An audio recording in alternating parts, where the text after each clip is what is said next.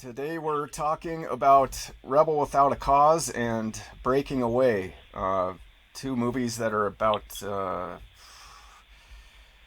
25 years apart, 23 years apart. Both Yeah, dealing about with that. both kind of coming of age movies. Um, one one is a very exhilarating and kind of positive movie, and the other one is kind of a tragedy. Not just in the film, but for the actual actors in the film. They all died tragically, at least the three main Yep, characters. yep. So we're going to start out with Rebel Without a Cause. What year is 1955. 1955? All right, so I was kind of right. And it's directed by Nicholas Ray and starring James Dean, Natalie Wood, and Sal Mineo, and Jim Backus from Gilligan's Island, and Right. Dennis Hopper too, right? Yeah, Yep, Dennis yeah, Hopper he's in there. and William Hopper. Red-headed wise guy. Yeah. All right. Well, why don't you take it away, Michael? Well, this is a very personal movie for me because I was 9 or 10 when I saw it in the theater. And in in in USA in 1955, it wasn't unusual for 9 and 10-year-olds to go to the movies alone or with other 9 and 10-year-olds, and on the weekends. And so I saw this picture, and for the first time, we'll get the personal stuff out of the way. For the first time in my life, I saw something on the movie screen that I had done. My mother had taken me to the planetarium since I was little, the Hayden Planetarium, which is attached to the Museum of Natural History in New York City. And these teenagers, all played by people in their 20s, by the way, and when you see Breaking Away, it's played with actually young people who don't look like they're in their 20s, pushing 30. And you see Rebel Without a Cause right afterwards, as I did this time. It's very clear that there's not a teenager in this picture, but in any case, maybe in Hollywood, maybe. But in any case, here were these people doing something I had actually done. I'd gone to a planetarium. I'd never seen. I'd been to a lot of movies by the time I was 10 years old because that was the world then. But I'd never seen anybody do anything I'd done. So I have this personal attachment to this movie that way. But I have a deeper attachment in another way that was unconscious, I think, at the time, which was Sal Mineo was the first person I saw in a movie who might have been like me, in the sense he was a dark olive-skinned Southern Italian. His name was Mineo. He didn't change it like most of the people did back then. And he was fascinated with life, like me, and he was timid, like I was when I saw this movie 9 or 10 years old. And he never made it out of the planetarium, and that was a big deal to me. He gets killed by mistake. So it's almost too absurd to be called a tragedy in that sense for him. He never made it out, and that mattered to me. But pushing all that aside, the lushness of the colors of this film, the lushness of its color scheme. Dean in a red jacket with a white T-shirt. I imitated that without knowing I was imitating it for the next 20 years. And just the deepness of the greens and the reds and the soft browns said visually sensuality. I mean, it just came at you visually because of the lushness of that color scheme, and the blackness of the leather jackets and the brownness of the other leather jackets and everybody's eyes everything gleamed in that picture, giving youth a gleam, that walking around on the street you didn't see, and in this picture, youth are posed as a threat, not only to themselves but to society in general. Disruptive. Everybody interesting in this film is disruptive, and in one way or another, they're either, follow the leader in the gang, and the leader isn't really such a bad guy. He wants to play to the gang, get their approval, be the leader. By the time he's ready to do the chicken race, he admits to the James Dean character that he likes him, and that's natural in this because they're the two people who stand out from the guys. The guys are basically all the same, except for Mineo, who isn't equipped as a personality to be part of a gang. Isn't equipped to run with the gang, though he liked to. I know when I was a kid, I wanted to be with the tough guys and the tough gals, and so the movie is very, very alive in this way. It's sensuous. The teenagers who, okay, they're played by 20, and Dean looks 30, but they're played by people who are older than teenagers, but they're presented as teenagers, and they are very alive, very charismatic. You don't realize till the end of the picture that really they're going around in circles. And the chicken race is really a chicken race. It's a life or death matter that they have created for themselves. Now, because of this movie, I broke my teeth, by the way, my front teeth, because a guy, I had a bicycle. It was one of the one time as a kid I had a bicycle, and living in Queens, New York, and a kid challenged me to a chicken race on the bicycle, and neither one of us chickened. We broke both our bikes, and I broke my teeth. So the weirdness of my front teeth, that's a chicken race when I'm 10 or 11 years old.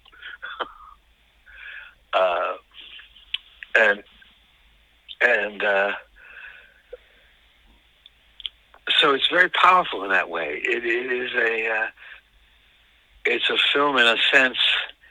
You have the powerlessness of Dean's father, Jim Backus, and you have what is really the fright that comes out as being bossy and being sarcastic and objecting to everything, but the fright of his mother. I can't remember the name of the actress who played her, but basically she's just intimidated by her son, completely intimidated, and the father is pretending not to see the son, and the only phony thing in this picture is the very end when the mother and father seem like they try to give each other a everything is all right look and smile, and you go, what? And the actors do the best they can, but they can't pull it off quite because it's absurd. It's an absurd piece of writing. But everything else in the film, the connection of Natalie Wood and James Dean and Sal Mineo, how they become kind of parental to Sal Mineo and feeling, you get that sense, and they partner up, really, Natalie Wood and James Dean, and you believe it, and it's very moving when at the end when James Dean introduces Natalie Wood as, this is my friend. Not this is my girl, not this is Not this is my future wife or anything like that. This is my friend, and that word becomes very important. I don't know how the film looks to people of your generation or beyond. I don't know how dated it is, but at the time, it just blazed iconically. And at the same time, if you grew up in my neighborhoods, not so much Queens, but Brooklyn and the Bronx, where I spent most of my kidhood, James Dean, like Marlon Brando, didn't seem like a tough guy. He's presented iconically as a tough guy. He didn't seem like a tough guy. He didn't seem like a guy who would fit in where we lived. Where Sound Mania was like how we really were. A bunch of scared little street rodents running around trying not to get beat up and trying to look tough. Not that Salminio tried to look tough in that, but he had that feel, like I say, of how we really were, not how we looked. And it's consummate filmmaking storytelling. The title, Rebel Without a Cause, interestingly came from a book of the same title by the psychoanalyst Robert Lindner, who wrote the first book on psychology I ever read, called The 50-Minute Hour, and I recommend it to anybody, even now, if it still can be had. The 50-Minute Hour by Robert Lindner, Lindner. And they just used the title. The book is a book about what people were rebelling against in the early 1950s, young people and other people. And I actually never read it. I just know what it's about. But the 15-minute hour I've read several times. And Hollywood latched onto the phrase. The media, such as it was at the time, latched onto the phrase. And you get the movie, and who's the rebel without the cause? Really, they all are.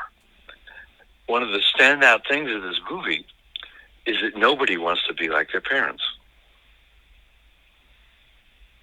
And that was new. You there? Yeah.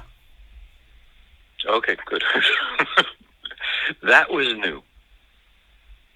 That was a new quality in society in general. I don't mean there's a new quality, period. But that was a new quality in society in general. And society was becoming afraid of its youth. And that had never happened before. Never. As in never. I mean really never. Now, it doesn't mean that there were never rebellious children. In the Old Testament, there are instructions of how to counsel with your elders so your whole village could stone to death your errant son. So it's not like there weren't rebels, but that the entire society would feel threatened by its young people. And these weren't street kids. This is suburbia we're looking at. These were kids who had cars. Street kids didn't have cars. These weren't gang kids, not really. This is an imitative gang. They'd seen The Wild One or something, and they were wearing leather jackets and doing that stuff. But this was middle class, two-parent family, not corrupted by media by that time. There was nothing corrupting on TV. There wasn't anything corrupting in the films. This was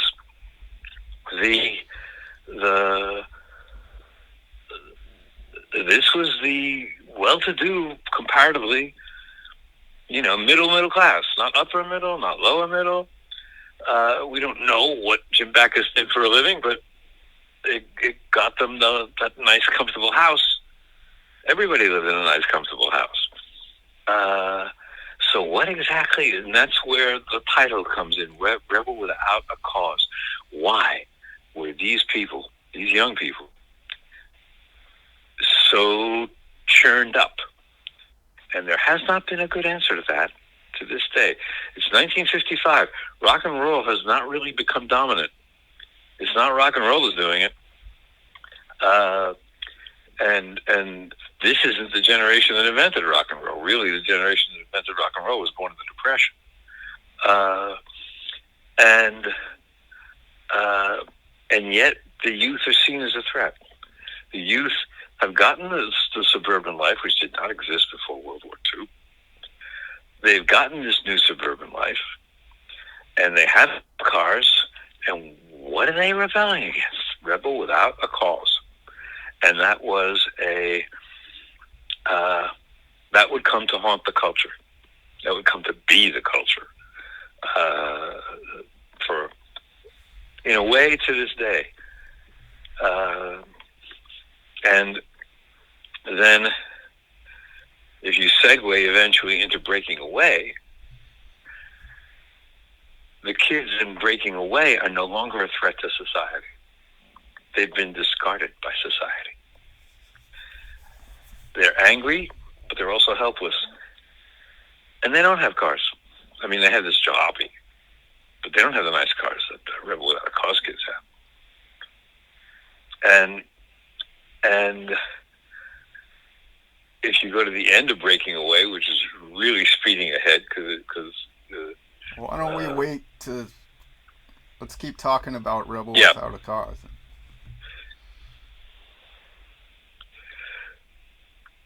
So that's most of what I have to say about it. Besides the attraction of the players, because Dean and Natalie Wood and Sal Mineo, but also the supporting players, they really shined. They really did. The camera loved them. It's one of Natalie Wood's best roles. Dean only had 3 roles, so you can't really talk about his best roles. And everybody, this may sound funny, but everybody was making the same movie. When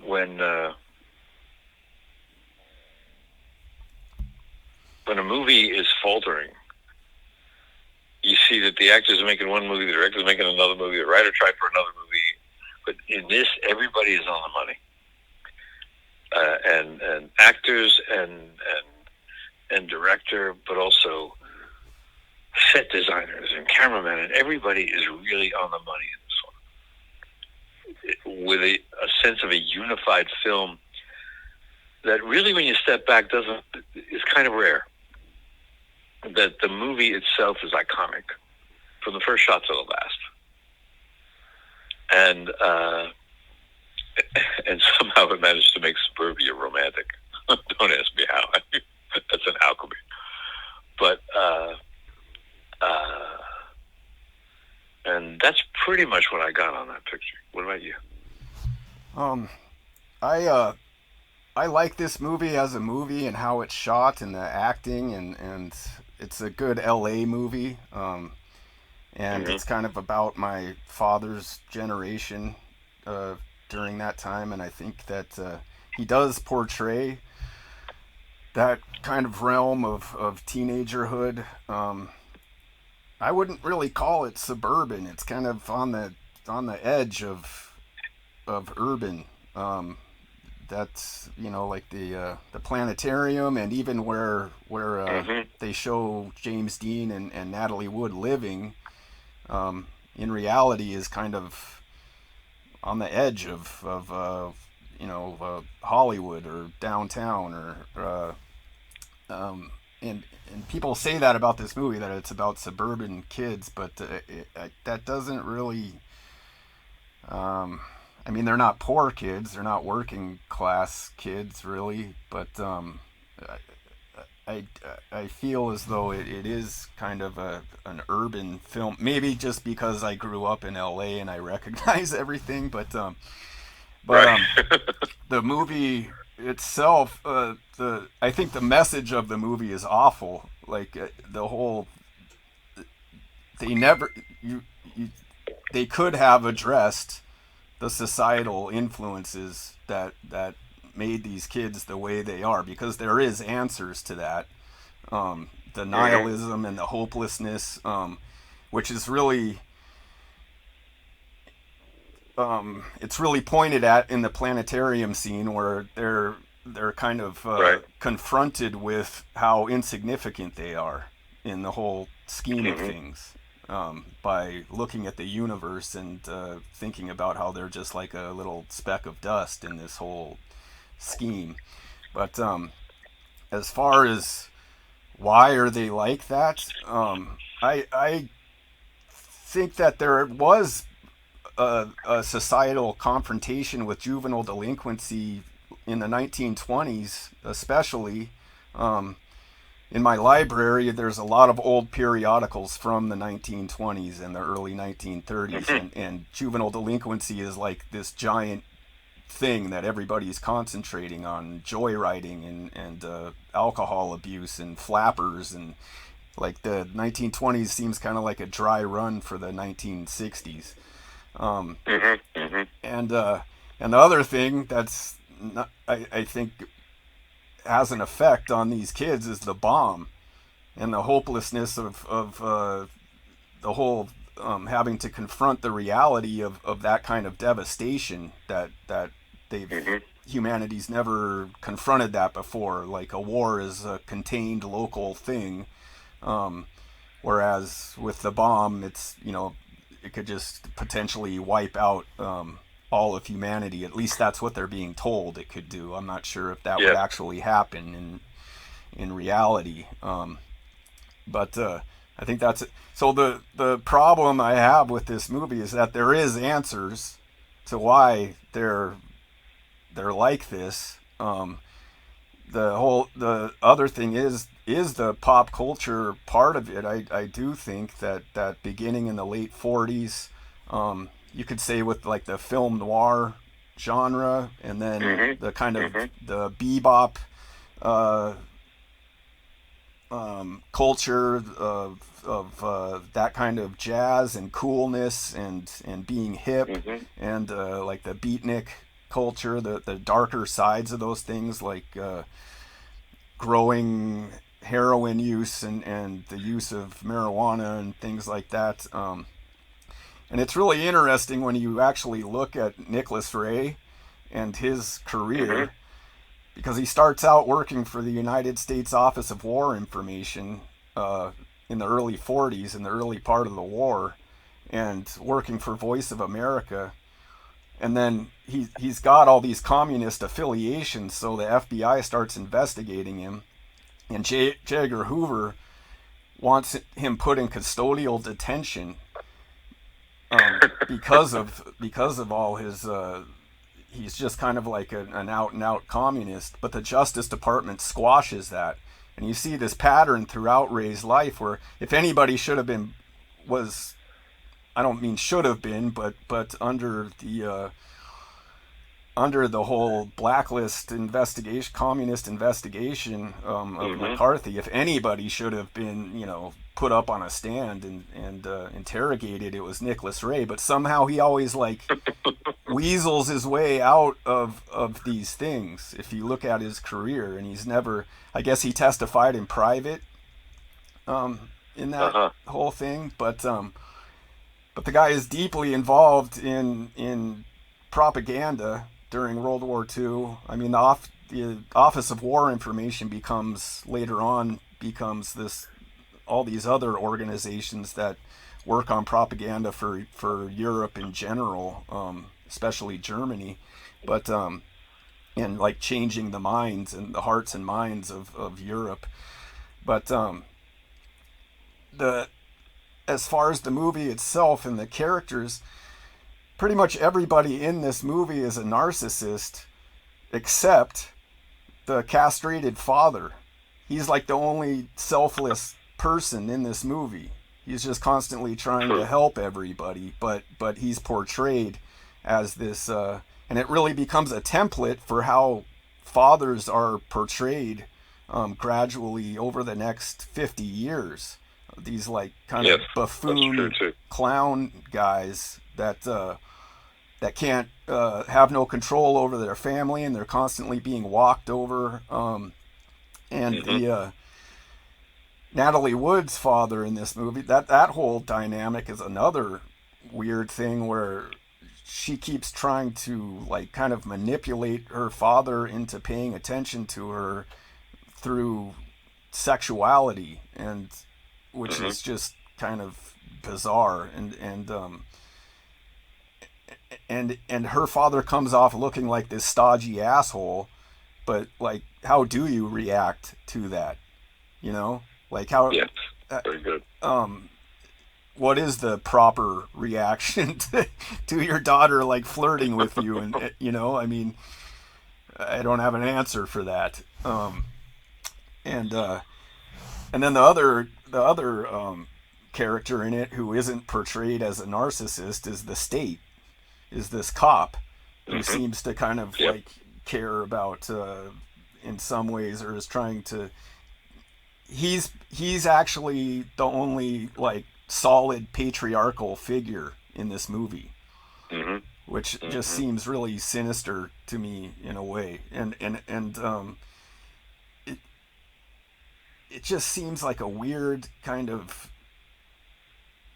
I get like a strange propaganda movie to me, because he could have addressed the effects of the psychology of the bomb on these kids, which Hmm. I assume, I mean, you would agree that is a big part of Oh a yeah, child's that's psychology what at the whole that planetarium time. thing makes you Yeah. think of. And just the psychology of humanity in general at that time, Hmm. having this threat over them, and the hopelessness that engenders, not just in kids, but in everybody, Hmm. and how Yeah. these Yeah. different generations are reacting to that.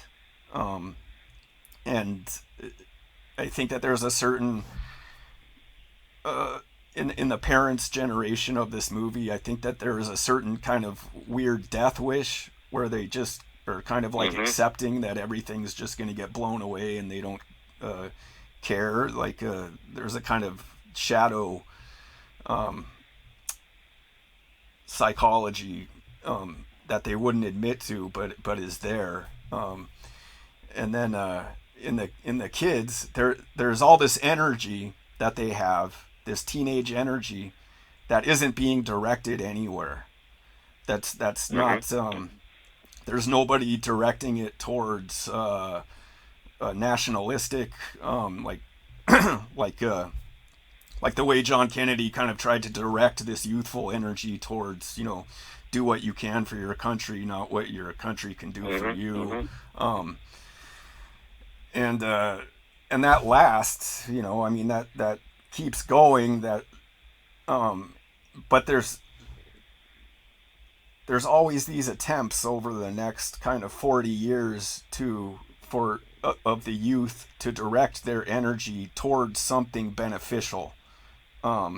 So Hmm. you get like this, not just in the civil rights case, but um, in the Camelot era, you get this, kind of let's be selfless towards our country and towards our fellow man, Hmm. and let's do what we can to help people and not be selfish and not greedy. Hmm. Um, and then you get, I would say, even the flower power movement was kind of like that. It was just a kind of Hmm. Yeah. selflessness that Hmm. let's look at the divine spark in everybody we meet, no matter what race they are or where they're from or what Hmm. class they are.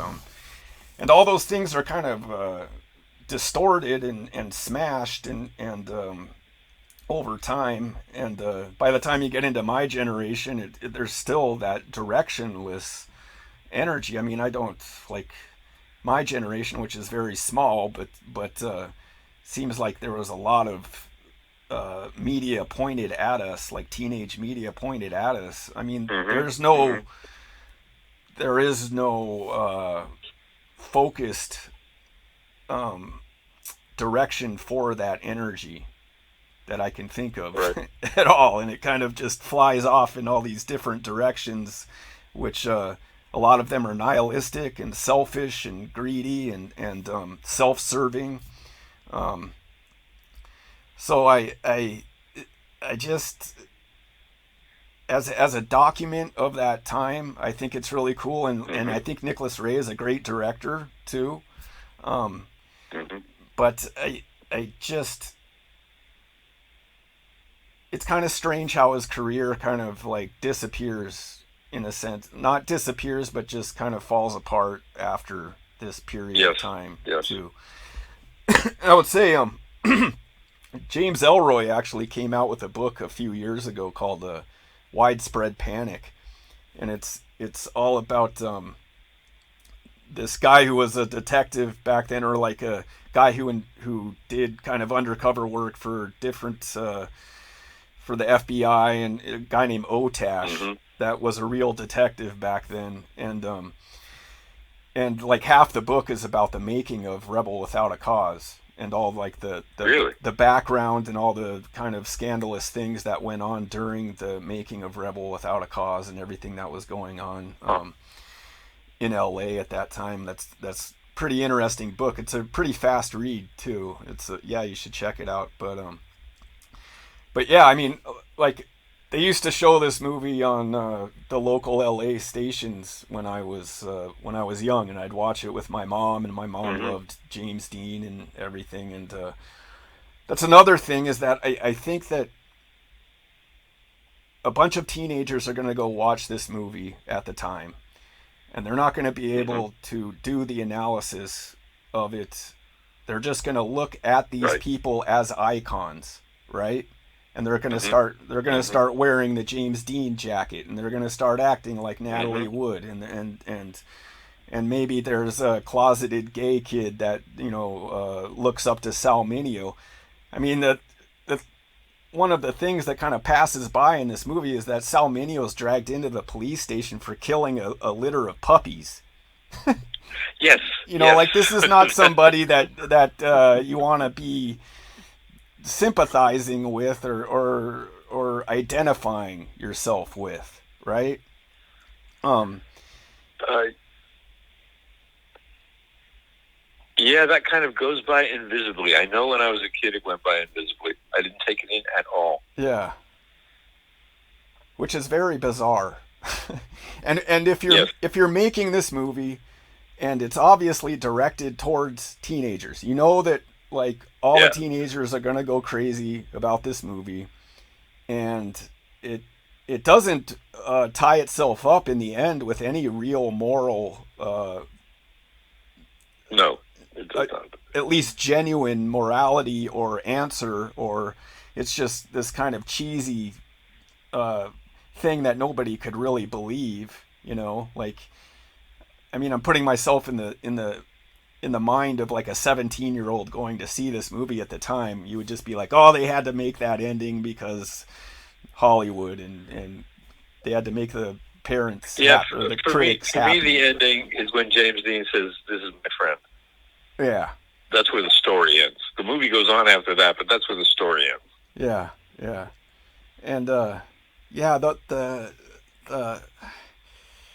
the Sal Mineo character is really an interesting one because obviously there's something real wrong with this kid, and it's not Yes, just that yes, he's a closeted gay and he's getting bullied because of that. That would be one story where you could make a real movie about that and have that has depth. I mean, you couldn't probably at the time come out and say that he was gay or nope. whatever, but throwing that in that he killed a litter of puppies, that's okay, well, like what the hell does that mean? Like what is that? And the fact that James Dean dies before this movie, he died before it came out, I think. Not I don't sure. remember. But yeah, I think he dies before it comes out. And then, much, much later, Sal Mineo dies in this kind of shady, I don't know if it was a drug deal or what the hell happened. And then Natalie Wood dies in totally bizarre circumstances too that nobody's ever really Yes. been able to Yes. figure out. Which I don't know, man. Just the whole package just seems kind of sinister and sad to me. I mean, think about like identifying if you're a teenager and you're like, wow, like James Dean is really cool, and I'm gonna kind of emulate this cool thing I'm seeing in the media, you know. And then he dies but he's dead, you know. It the whole thing just kind of like points to this directionless nihilism. Um, but I will say that as a movie, and it's shot very well. The depiction of those teenagers is realistic. I think. I mean, I wasn't there at the time, Yep. Yep. but I think that that's realistic. And it's interesting too because I don't think that you could call these people baby boomers, right? This is No. they would have been born in the late 30s or 1940 or something. Yeah, they're war babies. Yeah, so it's kind of an in between generation too that maybe was Yes. directionless. You know what I mean? Hmm. So yeah, that's my take on Rebel Without a Cause. What do you think about that? No, that's fascinating. I think all those points are solid. They're good. Yeah. I think I can't help seeing it with a 10-year-old's eyes.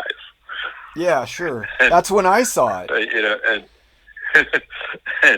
and and uh, and they had so much more money than we did, Yeah. which was also an element in this for me that comes across when I see it again. They're not rich, of course, by any means, but I didn't know that. And so the picture worked me over. I when I watched it this time, I went, "Oh yeah, he kills those puppies." I didn't even remember that. Oh my God! Well, you would think they would just throw him in some kind of home right away for that, you know? Yes, right. There's something really wrong with Not this back guy. then. Yeah. Not back then. Back then, they weren't using much psychology or what they thought was psychology. And back then, psychology was still something shameful almost. To go to a psychologist was shameful. And to say you saw a shrink was shameful. And so what they didn't know what to do with, they swept under the rug. But as a filmmaker, going, yeah, well, we'll have this guy, and he just killed 6 puppies. and that got through.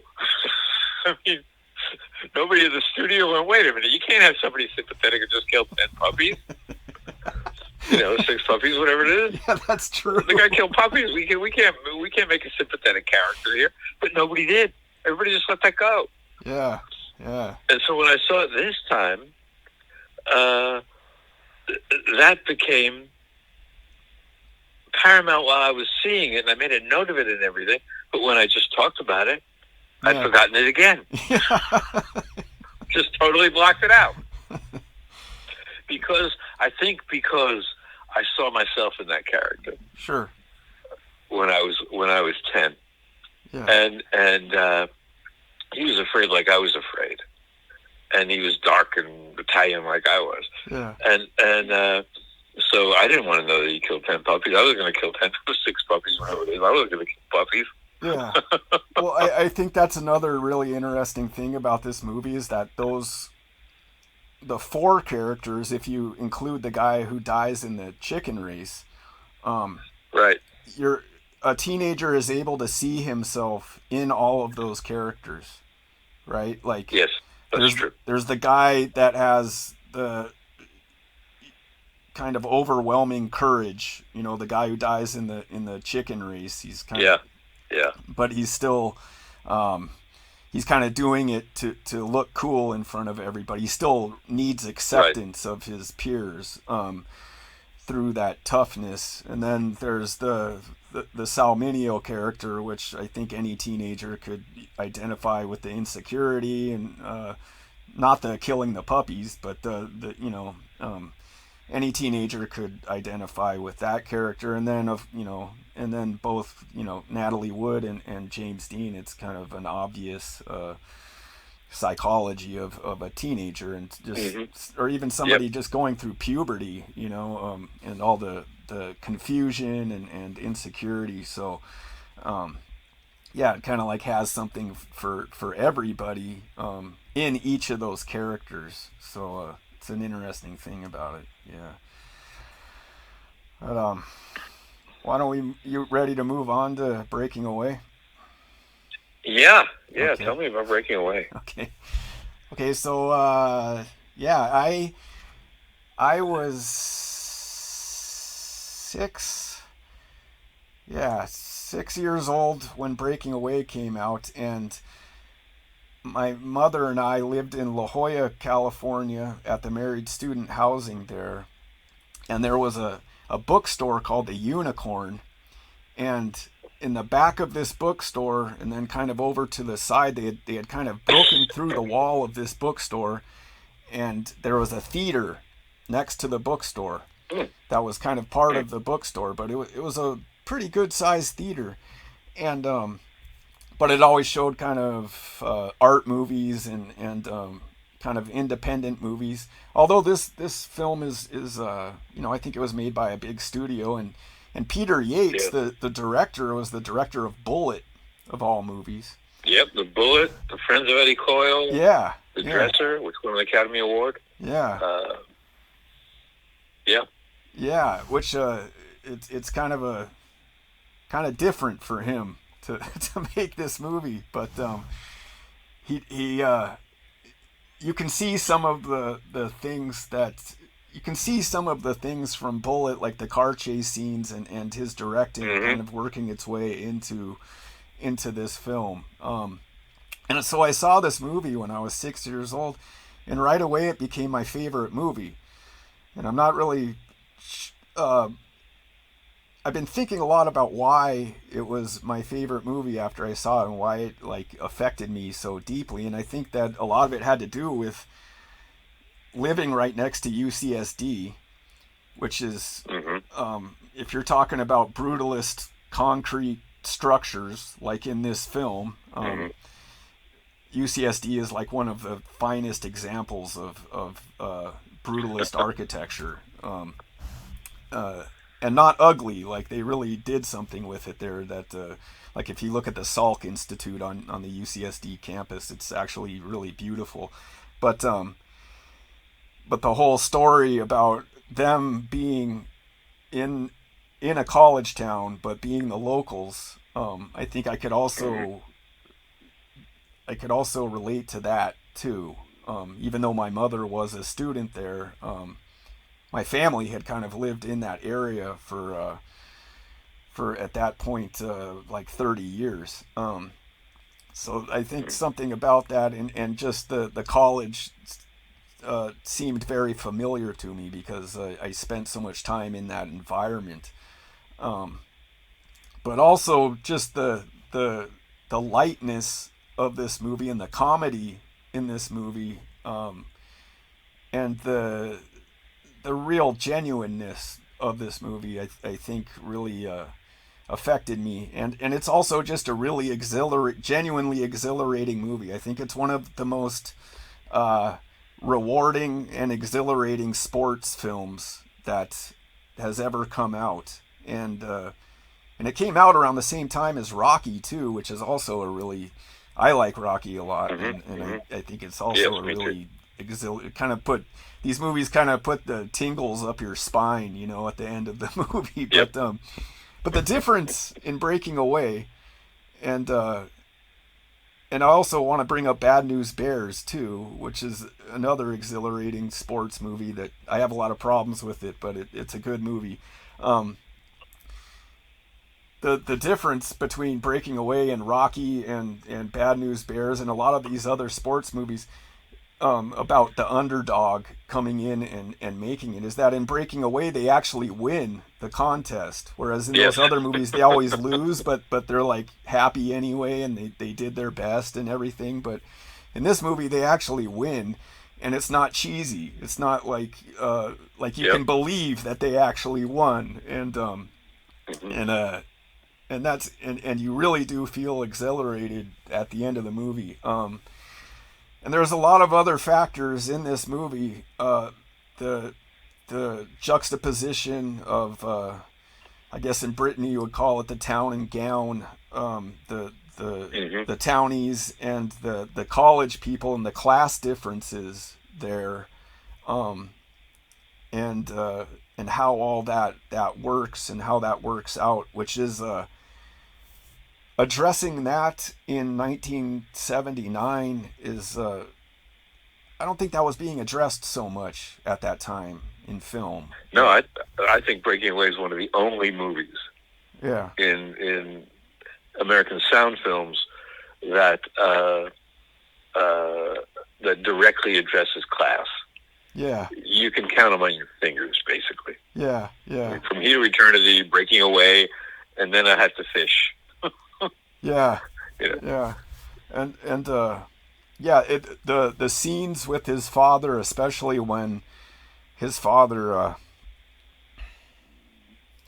his father was walking him through the college, and he and yeah, the son is saying, I don't want to go to college. I'm a cutter, and the father looks up at him and right, says, "You're not a cutter. I'm a cutter. I put this concrete here," and he's talking about how right, he actually built this college, but he doesn't feel yeah, comfortable there, you know. And yeah, I mean, there's a lot of parts in this movie that really kind of make you misty and bring. I mean, they're so poignant and they're so yeah. real. The father, I always forget that guy's name. Um, Damn, what's that actor's name? It's escaping me too. I'm looking at the Wikipedia and it's not. Anyway, the that father character is so genuine as a, at least to me, as like a working class guy. Um, Yeah, he's yeah, kind of harmlessly uh, not racist but xenophobic. He's like, yep. I don't want any more ID food, and and it's like lovable. It's not like hateful, Yeah, no, he doesn't mean harm. There's no harm in that man. right, and and his mother is totally genuine too. Hart Bachner is the father, um, Hmm. and yeah, his mother does a great job in it too. Barbara Barrett, yeah. Yeah, and all of his friends are super genuine too. Like the Dennis Quaid character is great. All of them. Daniel Yeah, Stern. and Jackie Lee Harley, whatever his name is, he was really good.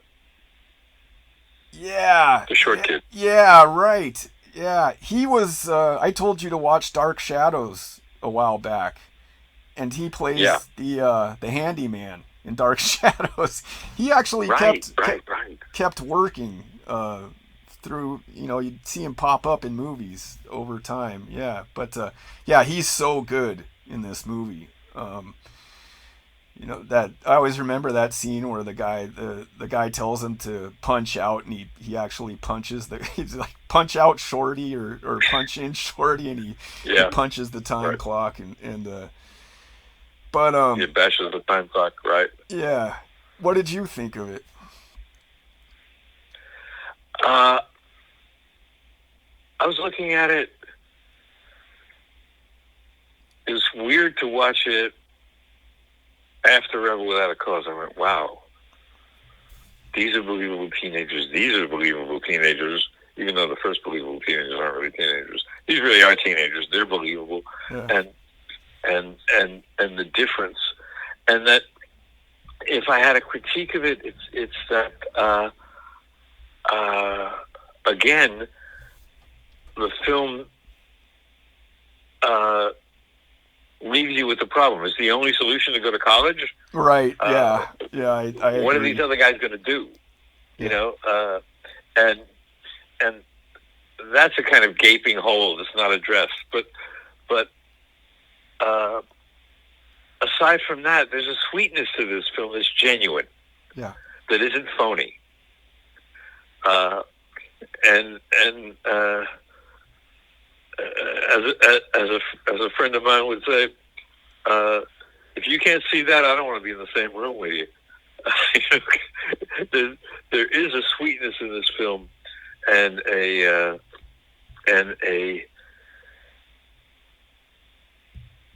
how can I put it? A desire for good. Yeah. That you actually don't see much of. Yeah. In movies. That you feel is genuine. That you feel, you know, you got to go to Fred Astaire, Ginger Rogers musicals, that kind of thing, which I have a lot of respect for, by the way. But where people are really trying to show a good time and give you a good time. Yeah.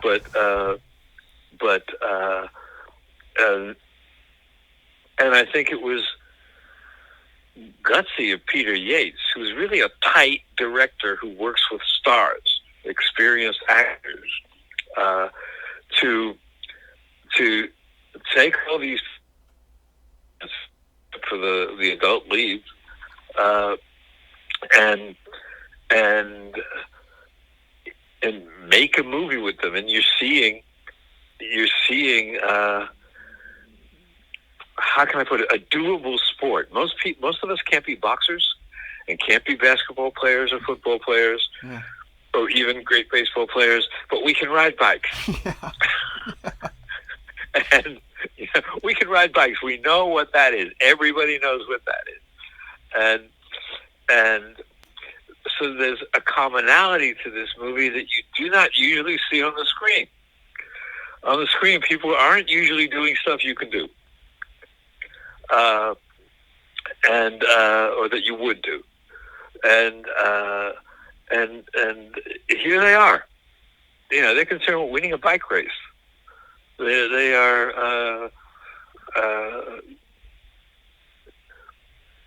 occupied with the doable, is kind of a fancy way of putting it. And that's an immediate bridge. Now the lead guy being all enraptured with Italians, being Italian was kind of ridiculous to me, but I can see it as an adolescent obsession, and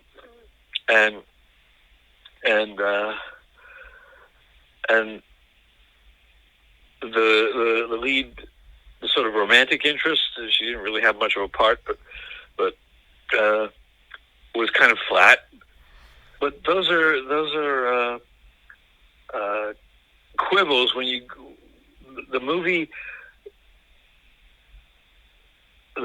succeeds with its vibe. I don't know how to put it another way. Yeah. With its vibe, it has a sincerity and a liveliness that really is rare in a picture.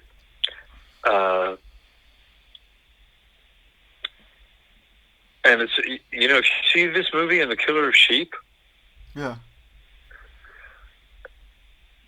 am I totally off the wall in saying they have some things in common? Yeah, definitely, man. You know what you said about there not being answers. I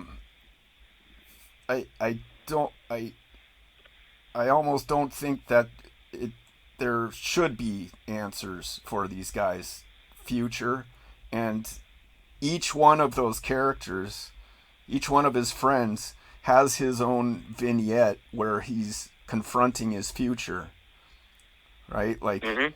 Like he's walking with the Daniel Stern guy, and the Daniel Stern guy's talking about how his father always sets him up to fail, and then just so he can comfort him or something, And it goes kind of in depth into that, and then the moocher guy, he's got this whole thing going on with getting married to this girl and having to sell the house and everything, and the really kind of the most intriguing guy is the Dennis Quaid character. And he gives that whole little monologue about, oh, I'm just going to be around here and, old man Mike and I'll be 30 and then I'll be 40 and, it addresses that. And it does address that. You're right. And it's like, that's but true. How are you gonna answer that? And how are, this bike ride might be the biggest thing that ever happens to these guys. It might be the most exhilarating thing that ever happens to these guys, and that's life. I mean, that's real. I mean, there's a million guys. You're right. Walking around in these towns that are like, I made the winning touchdown in 1978 or whatever, and that's now I work in a machine shop or something like that, and those characters are so beautifully done. And as far as that girl being flat, the college student girl, I mean, they are flat, like those kids. I mean, if you've ever been around those kind of like college students that are just kind of like empty-headed, and they go into university like, okay, tell me how to think, and they just accept that, and they don't. They're not really thinking for themselves, and they're like, I have this massive student debt, so I have to, believe everything they're going to tell me, because I'm paying a bunch of money for it, that they are kind of like that, and one of the really intriguing characters is the college student boyfriend guy, and the scenes with him. Where he's obviously like totally narcissistic and just one of those jock guys, and that was very realistically done by that guy. Yes. I've known a million guys like that. And I also think that the scene where she finds out that he's not really Italian and he tells her the truth. I thought she played that really well. I thought she was really good in that scene, and it was believable as that kind of undynamic type early 20s girl in university, but then showing this like depth of feeling, about being betrayed. And she's not just this stereotypical 1970s university student. She has this real depth to her, and she's human. She's not just this iconic beauty. I thought she did that pretty well. There wasn't a lot of room in those characters to be dynamic, right? So, yeah, one of my favorite scenes in it too is when he's racing the truck, the container truck, and the guy knows that he's racing him, and he ends up getting a speeding ticket. And then he just looks over at him and like gives him a thumbs up. There's just something so poignant about some of those scenes. Like they're such simple scenes. And the truck driver seeing what he's doing and respecting it. Yeah. That was a really graceful touch. They didn't just throw that away. The truck driver sees what he's doing and registers his respect, and